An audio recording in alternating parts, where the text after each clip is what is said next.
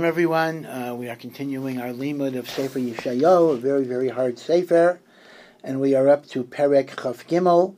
This part of the Nevuah is talking about the downfall of various nations that oppress the Jewish people, and now we are reading about Tzor. Tzor is Tyre, it is Phoenicia, it is around Lebanon, and it's on the Mediterranean coast. Tzor, the Phoenicians, were very, very great in maritime commerce. They sent ships all through the Mediterranean and even in the Atlantic Ocean. And in the time of Shlomo HaMelech had a very good relationship with Hiram Melech Tzor, who had workers help the Klal Yisrael in cutting down wood and excavating stones for the Binyan Beis HaMikdash. So there was a great, great relationship, one that was mutually beneficial for both nations. But in the course of time, Tzor got insanely jealous of Am Yisrael and actually participated in the Assyrian exile of the 10 tribes and later in the Chorban Beis HaMikdash itself. And therefore, there is a nevuah about the mapala of Tzor. Now again, there are some problems here we know that eventually, obviously, Tzor became insignificant, but a lot of the destruction that is being described, we honestly don't know, because historically, Tzor never underwent destruction, although obviously it's paled, Lebanon has paled into insignificance. So this is one of many, many examples where it's difficult for us to correlate a nevuah to particular things that already happened. It could be there are things in the future that haven't happened yet. So this is called Masa Tzor, a burdensome prophecy towards Tyre, Phoenicia, and the Mediterranean coast. Hey Lilu, Anios Tarshish, Ki Shudad Mibayas, Mibo, Me'eretz Kitim Nigla Lamai. Okay, so here's the thing. Tzor was a world trading center. Boats from other countries would go to Tzor to bring their goods to market, and Tzor would also send its ships to get goods and bring them back to Tzor. So when Tzor gets destroyed, presumably whatever day that is, whatever time that is, there are ships either going to Tzor from other countries or ships of Tzor that are returning, that at some point they're going to realize they have nothing to return to. So poetically it says, Helilu aniyais Tarshish. Cry, Helilu, wail, you ships of Tarshish. So Tarshish is a harbor on the Mediterranean, close to Spain, pretty far out. And the boats of Tarshish are coming towards Tzor. Imagine going, let's say, from Spain towards Lebanon, and you get the news, Ki Shudad, that Tzor has been plundered mibayas. Its whole insides have been destroyed mibo, and nobody can go there. Me'eretz Kitim, from the land of Kitim, Nigla Lama, we got the news. So Kitim is an ancient name for the Romans. So it's as if to say, by the time you go from Tarshish to Italy, you're getting the news. There is no Tzor anymore. Domu, Yoshvei, those who dwell in the island, will be silent. Now again, Tzor technically was an island. Tzor was an island that was connected to the mainland by a bridge, or what's called a causeway. So we can call Tzor Yeshvei, those who dwelt in the island. They have been silenced. Those who dwelt in Tzor has been silenced by its destruction. Socher Tzidain, the merchants of Tzidain, Oiver Yam, that pass in the sea, Milach used to fill you up. Now, Tzidain is the sister city to Tzor. Tzidain is a few kilometers north of Tzor. And it was Tzor that was the big center that got destroyed. And the Navi is mockingly saying, you used to be filled up by the merchants of Tzidon. Tzidon was not destroyed as Tzor was. And now Tzidon can no longer fill you up because you have been destroyed. Uvamayim rabim zera shichor ketzir yoor tivoasa fatih sachar goyim. And other examples. Shichor is a name for the Nile, and that's because the Nile, the water often appeared black because there was so much silt and rich soil that the river brought to what's called the Nile Delta, and that's why it was such fertile farmland. So Zera Shichor are the crops that come from the Nile Delta, the silt that the river brings. And once again, Tyre, Tzor, was a market for grain. Egypt would bring its grain to Tzor because people from all over the known world would come to Tzor and they could sell their grain. So with all of the water, the crops of Shichor, the harvest of the Nile was brought to you, and you were the merchant of the world. But no more. Boshi Tzidon, and you Tzidon, that relied on Tzor, can no longer rely, so you're ashamed and humiliated. Ki amar yam ma'oz hayam. You thought the sea was our strength, our commerce, our trading, that the yam was our strength. Lamor. And now you say, Lo chalti, I don't have labor pains. V'lo yoladati, I never gave birth. V'lo gidalti bachurim, I never raised young men. Romamti basulas, the lo is going on both. I didn't raise daughters. Again, the concept will be that just as chas v'shalom, if a family is wiped out, it's as if the survivors feel, I never had a family. There's like no remnant, no zecher of a family. It's as if they never existed. So, again, this is very poetic. Sidon will say, I was never pregnant, I never had children, I never raised children. Meaning to say, their wealth and their commerce will be so devastated that no one will even remember that they ever had it, kind of using their commerce as a reference to their children. And kasher shema l'Mitzrayim. And as we will hear the destruction of Mitzrayim, as we talked about before, yochilu, they will also shake, kishem Tzor. Meaning Rashi says that this Mitzrayim refers to the Makos, the same way, not the destructions that Yeshayahu was talking about before. The idea is the same way when people reminisce about the destruction of Mitzrayim, the awesome destruction of the Makos and the Kriyas Yamsuf. When they talk about Tzor, it will be with the same shock and revulsion. Ivru Tarshisha, those that are going to Tarshish, when you pass Tarshish, Helilu Yeshvei, cry over what has happened to the inhabitants of the island, which is Tzor. Hazois lochem Alizah? Is this the city that was Alizah, that was so joyous? Again, we used that phrase for Yerushalayim, now we're using it for Tzor. Mimei kedem kadmasa. It is such an ancient city. Tzor was around for so long. Yovilua ragla merachok lagor. Its feet came from a great distance to establish residence, meaning to say, Tzor sent out ships to get goods and to trade goods to large distances. Mi yoat zois al Tzor matira. Who could possibly foresee what would happen for Tzor, the majestic city?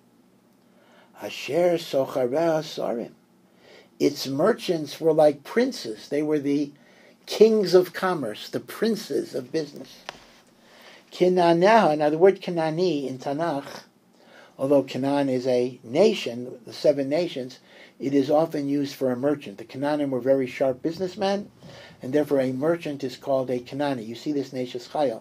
Chagor Nasna Laknani, she makes a belt and gives it to the Kanani. Kanani there means a merchant. Asher Sachareh Sarim, its merchants were so highly regarded, it is as if they were princes. Kenaneha, its businessmen, Nichbedei Oretz, were the most honored people in the world. But that made no difference. They were an economic power, superpower.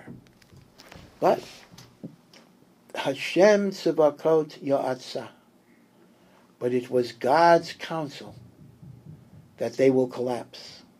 L'chalel Gaon Kol Tzvi, to desecrate the Gaon, the glory of all of its beauty. Lahakel Kol Nichbedei Oretz, to shame and abase the Nichbad, the honored people, who were the greatest businessmen. Ivri Artseich Kayaor, Bas Tarshish Ein Mezach Od. Your land has been consumed as if it was a flood. In other words, the enemies are like a flood that sweep everything away. Daughter of Tarshish, because again, Tarshish was a major port to which Tzor would send its goods. Right? Tzor both received and sent out goods. So Tzor was called Bas Tarshish. Ein Mezach Ot. You no longer have a belt. Again, metaphorically, when a person has a belt, he girds his loins, he's able to walk, he's able to travel, he's able to move. Without the belt, you're not really dressed, your garments will fall down, etc. So it says, Tzor will lose its belt. Yadai nota al hayom. So this is going on Hashem.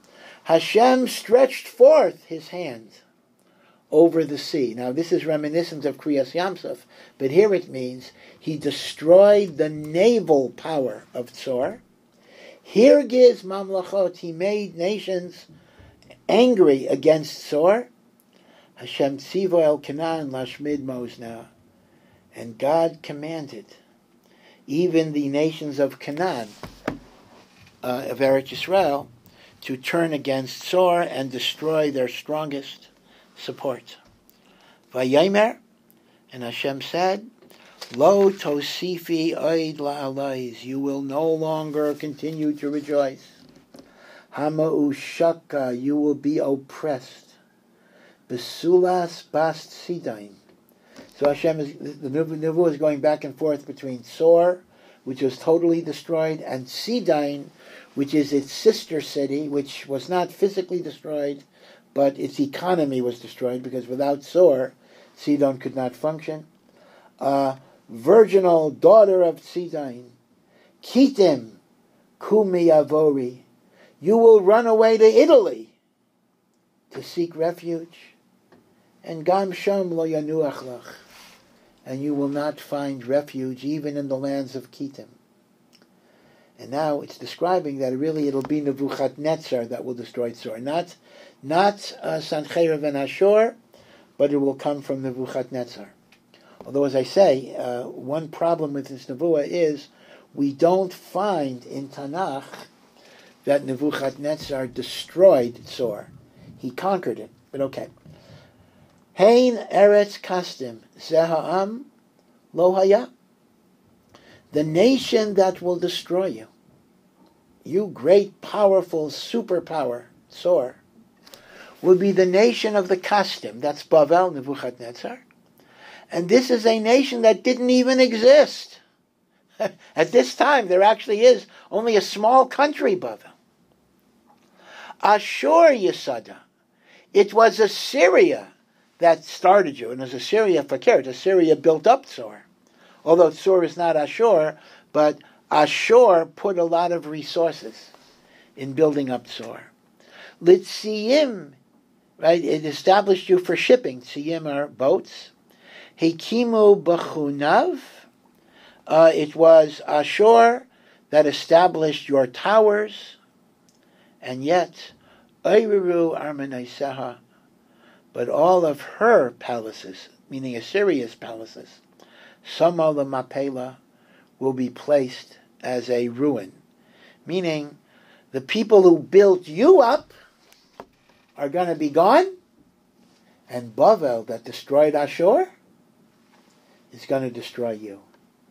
And therefore, once again, Helilu Aniyos Tarshish, all of the boats coming and going from Tarshish should wail and cry, Ki Shudad Ma'uschen, your strength, Tzor, has been plundered and destroyed. Right? So the first 14 psukim are a nevuah about the mapala of Tzor that supposedly is going to occur in the reign of Nebuchadnezzar. Now then it says, V'haya b'yomahu, but there will come a day. So this is not a specific day. There will come a day, V'nishkachas Tzor, Shivim Shana, that Tzor will be forgotten for 70 years. There'll be, in other words, this is a parallel to the Jewish Golus of 70 years. Tzor, although it starts at a different time, Tzor will have a Golus of 70 years. It will be desolate. It will be forgotten. It will be ignored. And that'll be for 70 years. Kimei Melech Echad, the reign of the unique king. So Rashi says this means the reign of David. Actually, it's not the reign, like the life of the unique king. The life of David HaMelech was 70 years. And what will happen after 70 years? I mean, this will already be in the Persian Empire. Miketz Shivim Shana, Yiel Litzor, Kishiras Hazaina. Again, this is very graphic and very poetical. Tzor will try to rebuild itself after 70 years. It'll try to attract business, attract commerce, and it will be like the song of a prostitute. So here it's an amazing imagery here. Rashi says it's like an aging prostitute who no longer has her looks, is no longer attractive, but she wants to do her business. So she sings various songs to attract people who really are not that interested in her. So for 70 years, Tzor is dead. And after 70 years, it'll become like an old prostitute that's singing songs. Yeah, very strong imagery. And the Navi mocks Tzor. Kichi kinor, take your violin, I'm sorry, take your harp, it's a stringed instrument. So be ear. Walk around the city. Zona nishkacha, you are a forgotten prostitute. Hitivi nagain, sing well. Harbi shir, I have a lot of songs. Laman tizacheri, perhaps you will be remembered. V'haya, miketz shivim shana. And at the end of the 70 years from the Churban, Yifgaid Hashem es Tzor. God will remember Tzor. V'shava li'esnana. And it will go back. Now this is interesting. This is kind of a compliment insult. Tzor will be reconstituted. And once again, it will be a prostitute who gets the esnan, who gets paid. Meaning to say, yeah, you'll make your money like a prostitute makes money. Meaning there's not going to be respect anymore. It'll be like just a money-making thing. Low quality, Schwab writes, hoodlums, genevas. It's not going to be the glorious Kavadika commercial center of the world. It'll just be a place where people are selling stolen watches and all those other things. I mean, this is the picture that's being painted. You'll go back to being a prostitute that will get paid for her services. V'zansa is called mamlechos haaretz, and you will deal promiscuously with all the kingdoms of the earth, al pnei adama. But then it says an interesting thing. Now we don't know. This is a mysterious pasuk. So far, 70 years of Churban, followed by reconstitution as a cheap place to do business, without respect, without any admiration. But then it says, "V'haya sachra v'yasnana kaidesh l'Hashem." There will come a time that all of its prostitution and all of its business will be given to Hashem. Lo yeyotzer, it will not be stored. Lo yechasein, it will not be put away. Ki la yoshvim lifnei Hashem. To those who dwell before God, these are Talmidei Chachamim, Tzadikim, Kaihanim. Yiyah sachra lechel, its merchandise will be consumed and used, l'sava, to make them satisfied, v'limechaseh atik, and to cover them with fine garments. Again, for those who know Svarim, Rav Chaim Kanevsky Shalita has a sefer which kind of uncovers the anonymous people in Nach. When it says somebody, he'll tell who somebody is, and he gives the name of the sefer is Mechaseh Atik, which Rav Chaim is using to mean to cover up the old, meaning to say the Nach covers up people, and he's designed to uncover it. But that is a drush. The meaning of Mechaseh here is clothing, and Atik does not mean old; it means fine clothing. So this is a mysterious nevuah. I mean, I have to admit, there's so many things we don't know. There'll be a churban of tzor. We really don't know, a devastating churban of tzor. And then there'll be 70 years of desolation. And then it will come back like an old prostitute. It'll attract its customers, but there will not be kavod, there will not be respect. And then there's going to be a stage where all the newfound wealth of tzor is going to be given to the tzaddikim and the kaihanim that are yeshvim bebeis Hashem. So we don't know how this will play out. B'ezrat Hashem, there should come a time in which we will understand the exact meaning of these nevuos. Kol tov.